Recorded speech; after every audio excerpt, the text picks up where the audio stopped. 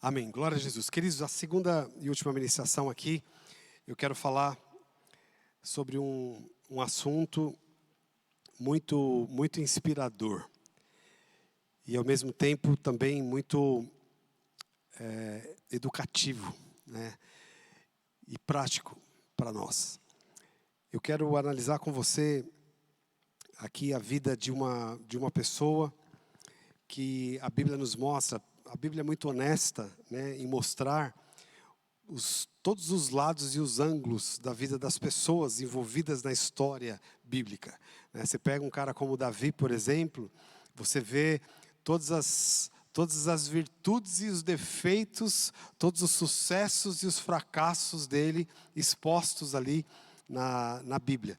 Então a Bíblia não esconde, né? Não passa pano, não camufla, né? Não é como a rede social hoje, né? A rede social hoje é uma mentira terrível. Você olha a pessoa lá e né? Parece que é a pessoa mais feliz da terra, mas se ela está à beira de um suicídio, a pessoa, mas na internet parece que está tudo muito certo. A Bíblia não é assim, ela mostra toda a realidade para nós.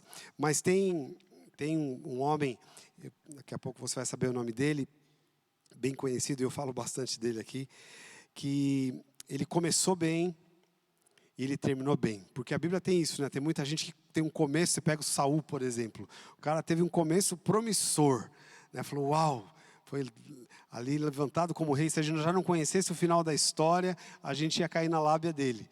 Mas teve um fim desastroso, né? Mas a Bíblia fala de um homem que ele começou bem e ele terminou bem. É um homem que passou a ser assim, um exemplo de liderança, um exemplo de paixão, um exemplo de uma santa obstinação, um exemplo de sucesso, um exemplo de discipulado, um exemplo de ganhar almas para as pessoas, para Jesus, um exemplo de fundar igrejas, um exemplo de pastorear pessoas, um exemplo de levantar líderes, um exemplo de invadir o inferno, um exemplo de milagre, um exemplo de tudo que você imagina. Ele não foi perfeito, porque a Bíblia mostra também os defeitos, alguns defeitos dele, algumas limitações dele, mas a Bíblia nos faz desse cara um verdadeiro herói da igreja. E eu imagino que você já saiba de quem eu estou falando. Eu estou falando do apóstolo Paulo. E eu quero aqui hoje entrar um pouquinho na vida do apóstolo Paulo. Na verdade, entrar na vida não, pegar um aspecto. Obviamente, o sucesso dele estava baseado em muitas coisas que nós sabemos e conhecemos e outras não. Mas tem um aspecto que eu quero pegar hoje, que vai ser muito inspirador para nós. Qual o segredo do apóstolo Paulo? Que é o tema dessa palavra aqui, visão celestial. Olha o que ele diz, isso aqui ele vai dizer já no final da sua vida, já na última viagem que ele fez. A última viagem do apóstolo Paulo foi uma viagem sem volta, né? Ele foi para Jerusalém, de lá ele foi para Roma, e não mais saiu de Roma.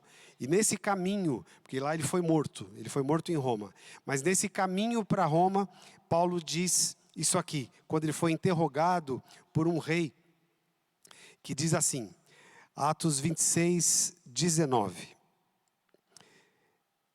Assim, ó rei Agripa, não fui desobediente à visão celestial. É bem curto aqui o versículo, mas já é muito inspirador. O que eu vejo aqui nesse relato, né, do apóstolo Paulo, é como se ele estivesse resumindo todos os segredos da vida dele numa frase.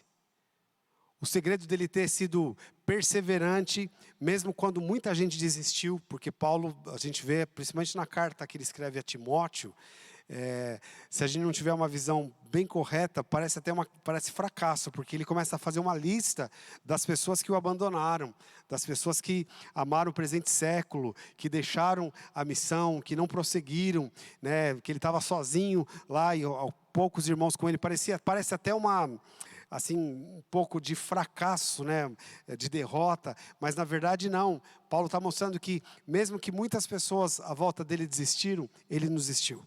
Mesmo que ele foi julgado e condenado inocentemente, às vezes até por irmãos, quando você vê, por exemplo, na carta que Paulo escreve para a igreja de Gálatas, ele chega a dizer para os Gálatas: ó insensatos Gálatas, quem vos fascinou, quem vos enfeitiçou, para vocês saírem da verdade? E tem muitas cartas que ele escreve, Corinto, por exemplo, ele escreve carta defendendo a ele mesmo, defendendo o legado. Por quê? Porque a igreja estava julgando, estava o abandonando. Ele passou por muitas situações assim, terríveis, mas ele não saiu da linha. Ele não saiu da linha. Ele continuou, ele perseverou. Ele foi o protagonista talvez, os maiores milagres bíblicos aqui. Nós vemos, chegaram ao nosso conhecimento através de Paulo. Foi o que Paulo fez, por exemplo, de ressurreição.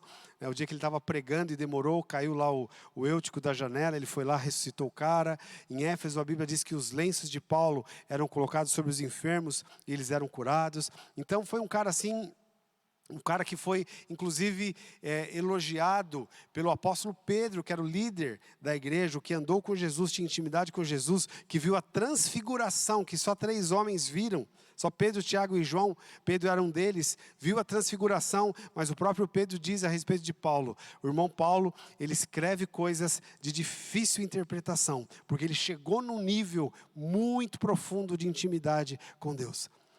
E foi esse cara que, no caminho para a sua última viagem, ele foi avisado por profetas que ele seria morto. Ele foi avisado que ele seria preso, mas ele não se moveu. Ele não se moveu, pelo contrário, ele diz lá em Atos 20, 24, quando ele encontra alguns irmãos da cidade de Éfeso, que tentam ali demovê-lo da posição, da decisão de voltar para Jerusalém.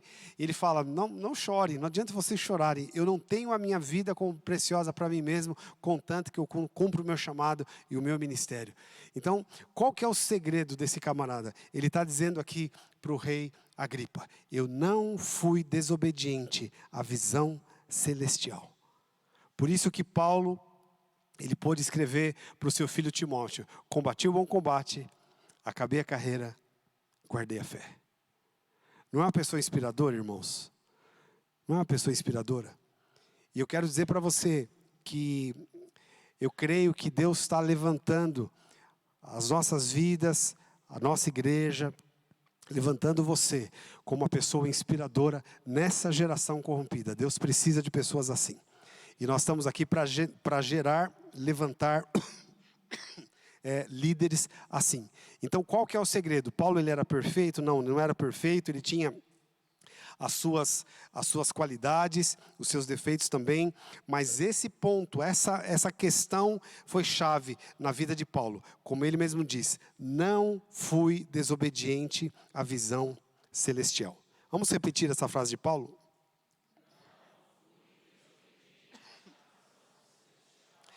Então, bem rapidinho, vamos avaliar essa frase aqui de Paulo. 2 aspectos aqui, então: visão celestial e obediência a essa visão celestial. Então, eu poderia perguntar para você: qual é essa visão celestial? Qual é essa visão celestial? Então, foi algo que Paulo recebeu de Deus, foi um pacto que ele recebeu de Deus, e que obviamente a gente percebe e vê tudo isso lendo as Escrituras. Por isso que as cartas de Paulo são muito fascinantes. Ele vai soltando esses segredos. É ele que escreve, por exemplo, sobre o mistério que esteve oculto de gerações e gerações, e agora é revelado a vocês, que é Cristo em vós, esperança da glória. É Paulo que ele mesmo relata a esse respeito, falando dele na terceira pessoa, que esteve até o terceiro céus e viu coisas indescritíveis, que aos homens não era nem permitido falar. Então ele tinha muita coisa. Mas o que é a visão celestial? Eu separei para vocês aqui um texto que eu quero que a gente leia, para a gente entender um pouquinho o que é essa visão celestial. Talvez a gente não vai ter tempo de ir muito profundo nisso, mas fica com uma introdução aqui, mas uma inspiração para a gente. Apocalipse capítulo 21, a partir do versículo 9, a gente vai ler alguns aqui. Essa foi a visão de João. Então veio um dos 7 anjos que tinham as 7 taças, cheio dos últimos 7 flagelos, e falou comigo dizendo... Perdão, irmãos. Venha, vou mostrar-lhe a noiva, a esposa do Cordeiro. E ele me levou no espírito a uma grande e elevada montanha, e me mostrou a cidade santa, Jerusalém, que descia do céu da parte de Deus. A cidade não precisa de sol, nem de lua, para lhe dar claridade, pois a glória de Deus a ilumina, e o Cordeiro é a sua lâmpada. As nações andarão mediante a sua luz, e os reis da terra lhe trazem a sua glória. Os seus portões jamais se fecharão de dia, pois nela não haverá noite, e lhe trarão a glória e a honra das nações.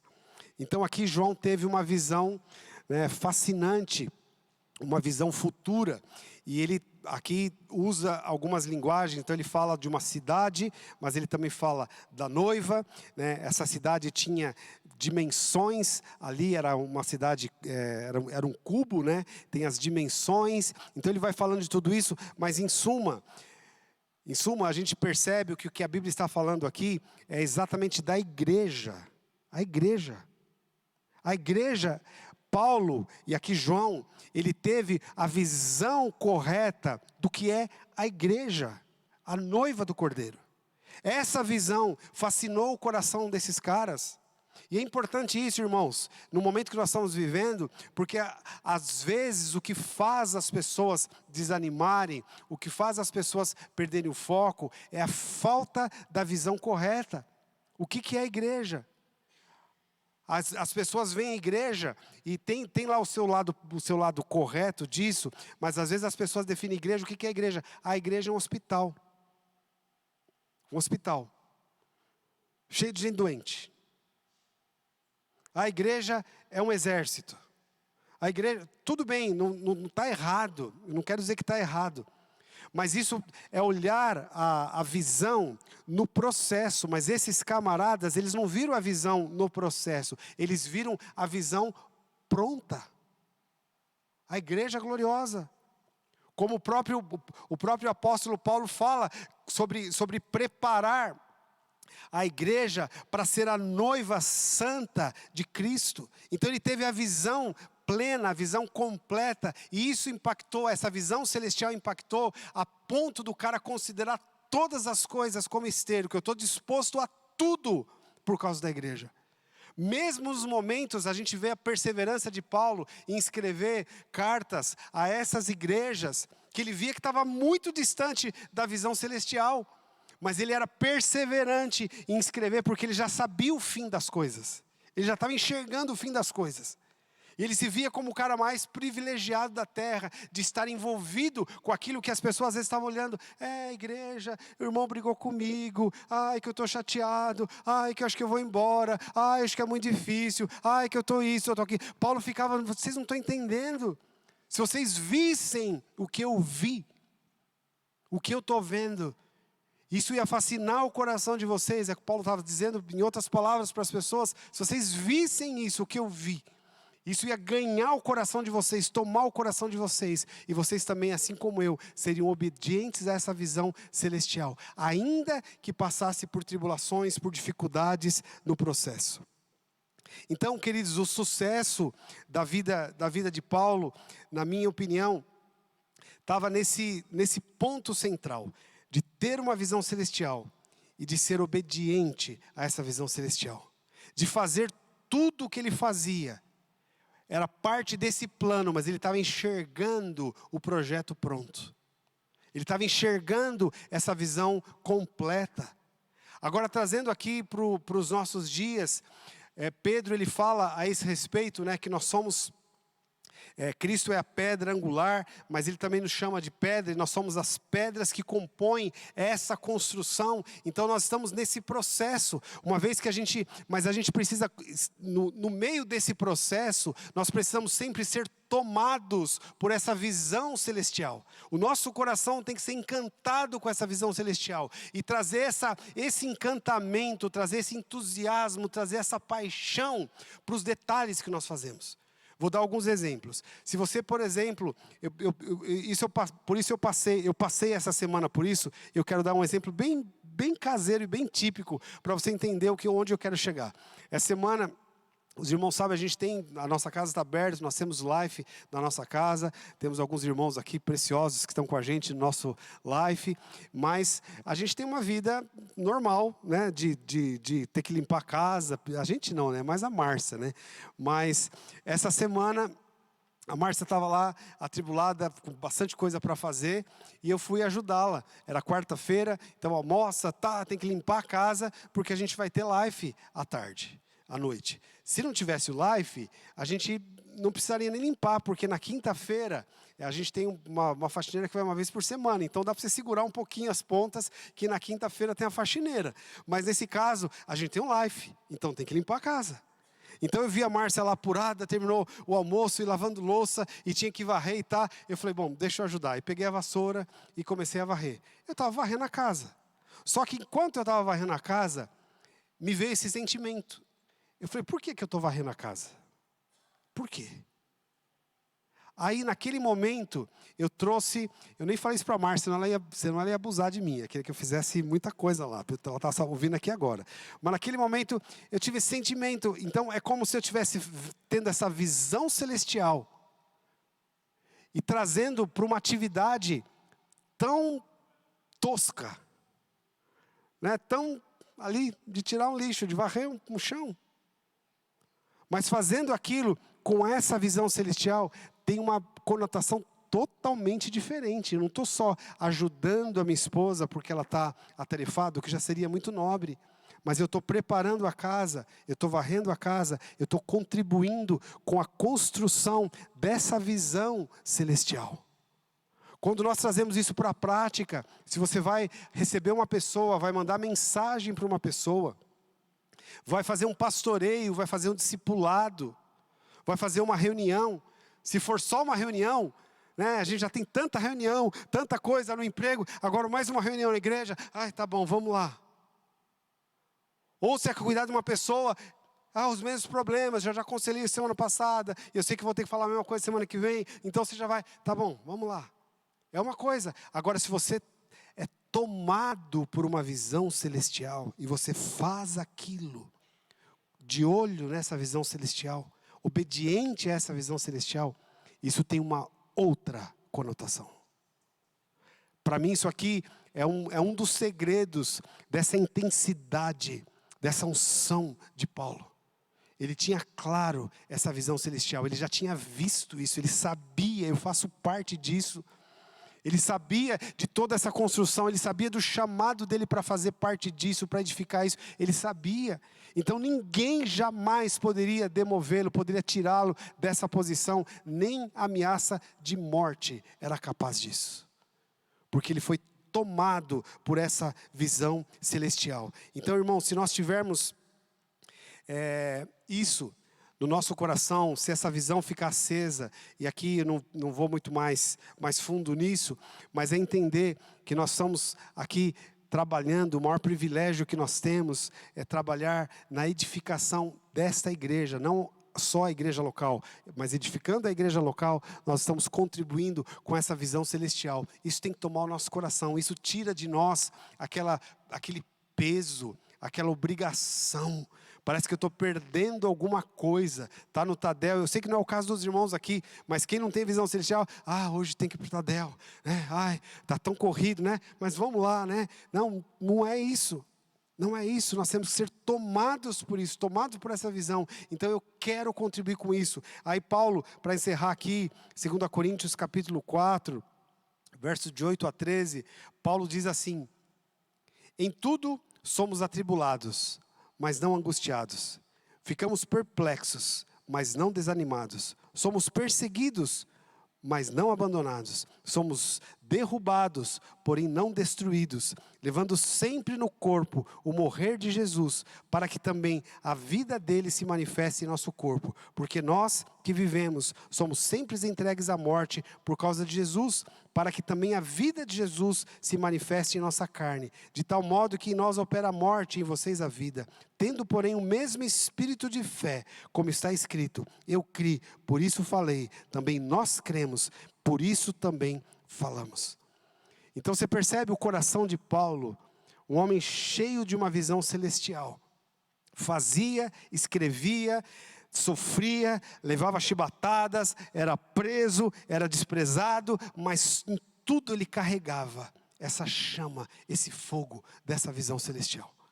E eu quero dizer para você, aqui como Past Church, aqui não só Barueri, né? Nós temos aqui representantes da Past Church Barueri, Santana, Osasco, Imperial.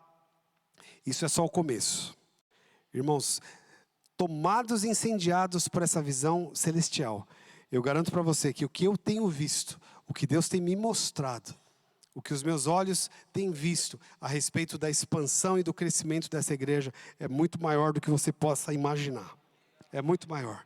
Nós vamos ver centenas de igrejas sendo plantadas. Nós vamos ver centenas de líderes, de pastores sendo levantados. Nós vamos viver um movimento de plantação de igreja, de pessoas que de fato foram tomadas por essa visão celestial e não são demovidos por nada. Sabe, aqueles obstinados que vão até as últimas consequências e cumpre o propósito. Nós vamos ver Deus levantar, e já temos visto Deus levantar isso aqui entre nós. Nós vamos ver esse prédio lotado, nós vamos ver a nossa igreja sendo espalhada por muitos bairros, irmãos. Nós vamos ver isso, por muitas cidades, equipes que vão ser enviadas para outros lugares. Vai ser tanto o mover de Deus, a glória de Deus, a unção de Deus, que essas pessoas vão ser capacitadas e vão ser enviadas para levar esse fogo para muitos outros lugares. Muitos outros lugares. Você que é pai e tem filhos pequenos, se prepare, porque Deus vai chamar os seus filhos, vai colocar esse fogo no coração dos seus filhos, e eles vão muito mais longe do que todos nós, porque Deus está levantando uma geração assim, no nome de Jesus. Você concorda comigo, queridos? Então nós fazemos parte disso. Nós precisamos reavivar no nosso coração todos os dias essa visão celestial, para que a gente não se desanime no caminho, para que a gente não faça as coisas no piloto automático, mas nós façamos debaixo dessa unção, desse chamado, desse mover de Deus nas nossas vidas, no nome de Jesus. Amém? Você está comigo? Amém? Vamos ficar em pé, por favor. Eu li uma frase num livro, o nome do livro é Weak Church, e ele coloca uma frase sobre o tamanho da igreja, e eu achei isso muito, muito fascinante, e eu gostaria que todos os pastores tivessem esse mesmo foco, esse mesmo fogo. Ele diz assim: enquanto houver uma pessoa não salva na nossa cidade, a igreja não é grande o suficiente. Porque às vezes a gente se orgulha, né? A minha igreja tem 2.000 membros, ou 10.000 membros, ou 100.000 membros. Ok, é grande ou pequena? Depende. Quantas pessoas tem lá fora que ainda não conheceram a Jesus? Isso é assim, para a gente não se orgulhar e não sentir, não chegar na posição de que já alcancei. Já alcancei, tem muito para fazer. Tem muito para fazer. Eu quero repetir essa frase. Aliás, está aí na tela, né? Que passou a ser um sonho meu também. Enquanto houver uma pessoa não salva na nossa cidade, a igreja não é grande o suficiente.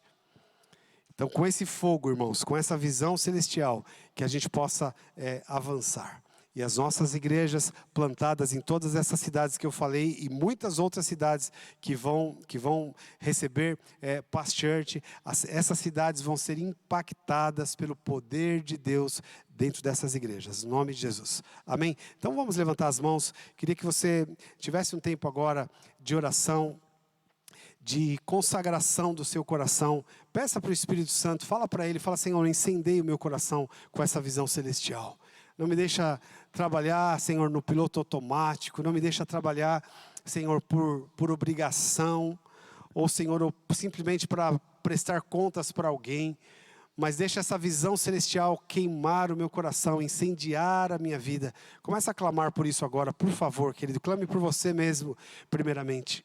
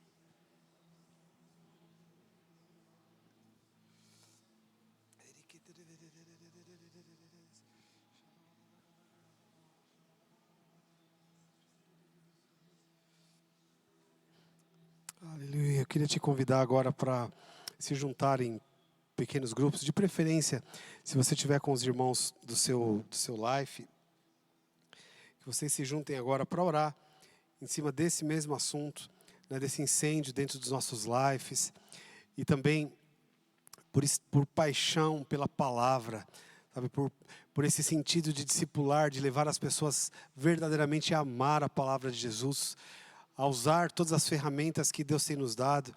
Então eu queria que vocês orassem por isso, orassem e buscassem de Deus: Senhor, nos dá estratégia, Pai, para inspirar as pessoas, para levar as pessoas, pegar pela mão e levar por este caminho, no nome de Jesus. Então tire esses 5 minutos que nós temos aqui, restantes de oração por isso, de oração pelo seu life, por crescimento. Às vezes nos acomodamos, né, com um grupo ali, mas nós queremos crescer. Nós temos Casa de Paz marcada aí para novembro, que nós tenhamos esse fogo para crescer, para plantar novas casas de paz, para levantar líderes, em nome de Jesus. Então comece a orar por isso, por favor.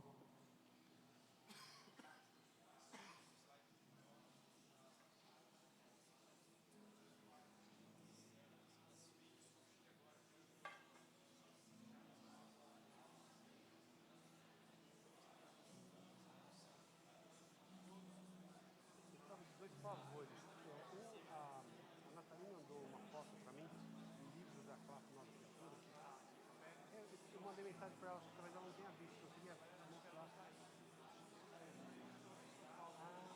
Então eu queria um só para mostrar. E assim,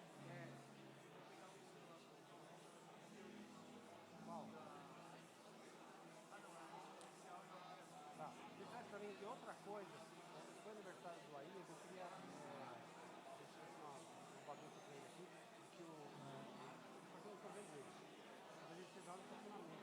Ele estava no estacionamento, ele estava no guarda-chuva lá. Mas eu não sei se ele está. Eu onde ele está, por favor? Pode estacionamento.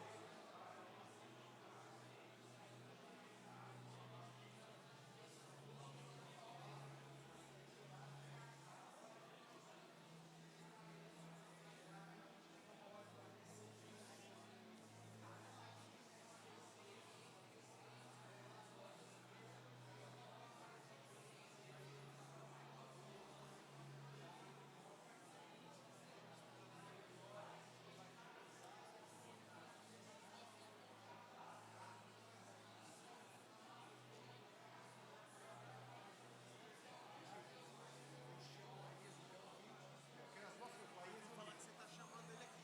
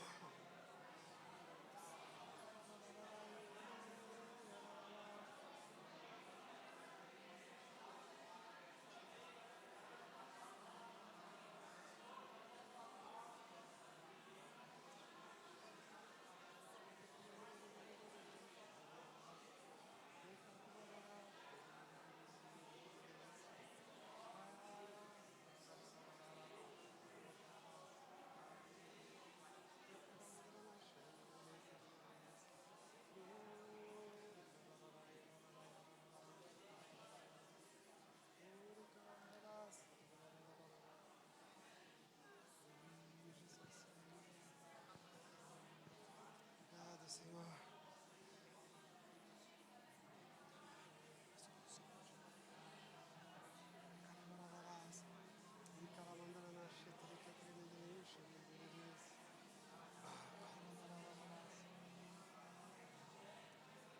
Já te chamo, Tainha. Já te chamo. Só um minutinho.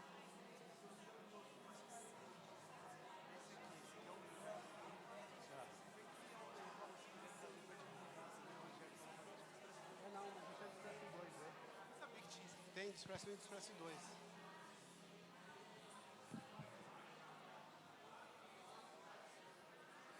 Aleluia, Pai. Obrigado, Senhor.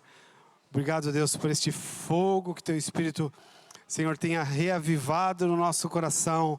Senhor, por Ele, ó Deus, nós queremos queimar, Senhor, como uma sarça ardente.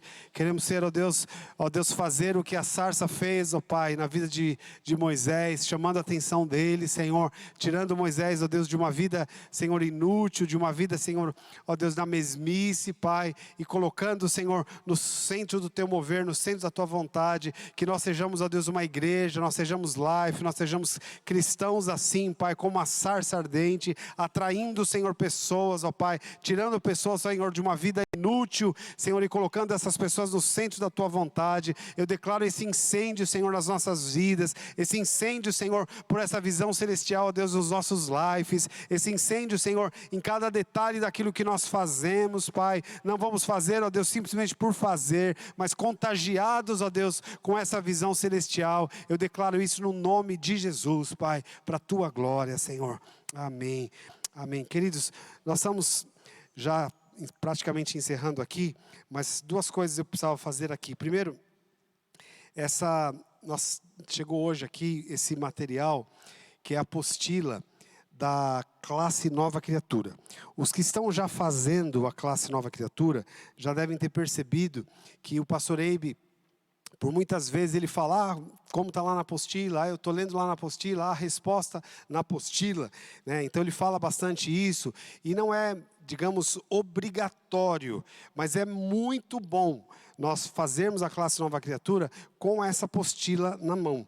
Então nós estamos disponibilizando, está lá no Paz Coffee Shop, você pode adquirir, e vai ser legal também até para incentivar os membros do Life a participarem, até de uma forma mais assim didática. Então esse material está disponível lá, tá? A gente estava devendo isso porque algumas pessoas estão perguntando, e a apostila que o pastor Eibe fala? Então está aqui, está disponível lá no Paz Coffee Shop, tá bom? Você pode adquirir e usufruir dessa classe, tá? E nós não tivemos tempo aqui de conversar sobre a estratégia, mas eu não esqueci, eu quero que você converse com os membros do seu Life, não precisa ser agora, mas como a gente vai incentivar, como a gente vai tornar isso uma cultura, né? Sem forçar, mas inspirando as pessoas e falando sobre isso, criar no grupo do WhatsApp, fazer comentários, sei lá, busque ideias e estratégias para isso. E a última coisa, eu queria só chamar o Aías aqui bem rapidinho. Ontem foi aniversário do pastor Aías, então, já que esse evento maravilhoso, né, onde ele fez 60 anos, aconteceu ontem, não parece, né, o cara parece jovem, né, mas glória a Deus. E o Aías é uma grande inspiração para nós. Eu sei que o Bruno foi chamar, ele teve que tirar ele de algum lugar que ele estava trabalhando, porque eu cheguei, ele estava de capa lá, com guarda-chuva, esperando a gente na porta do carro. Então, assim, ele é muito inspirador, uma pessoa que não está aqui para receber né, glória, não está aqui para receber nada, mas está aqui para dar, para servir, né? Isso deve ser reconhecido diante de nós e diante de Deus. Então, eu não podia deixar passar essa data, já que aconteceu na véspera do Tadel, né? Então vamos levantar as mãos, vamos orar e abençoar a vida do Aías aqui, por favor. Pai, obrigado, Deus, por esse Senhor, por esse líder, por esse irmão, por esse filho que o Senhor tem nos dado aqui, Pai, na nossa igreja. Nós te agradecemos pela graça, pela unção na vida do Aías. Nós declaramos, Senhor, essa graça e essa unção se multiplicando sobre ele, Pai, através dele, Senhor, sendo derramado em muitos outros homens fiéis e idôneos, capazes de ensinar a outros. Nós declaramos isso, Senhor, sobre a vida do Aías. Declaramos todas as sortes de bênção, que o Senhor o aumente mais e mais, ó Pai, em todos os sentidos, ó Pai. Nós declaramos isso, Senhor, para a Tua glória e o abençoamos no nome de Jesus, Pai. Amém. Aleluia.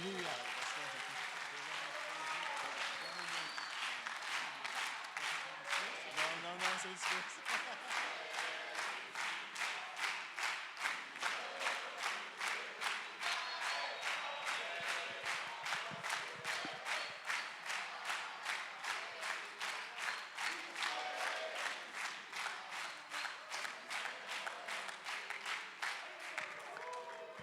Glória a Jesus. Amém. Deus abençoe.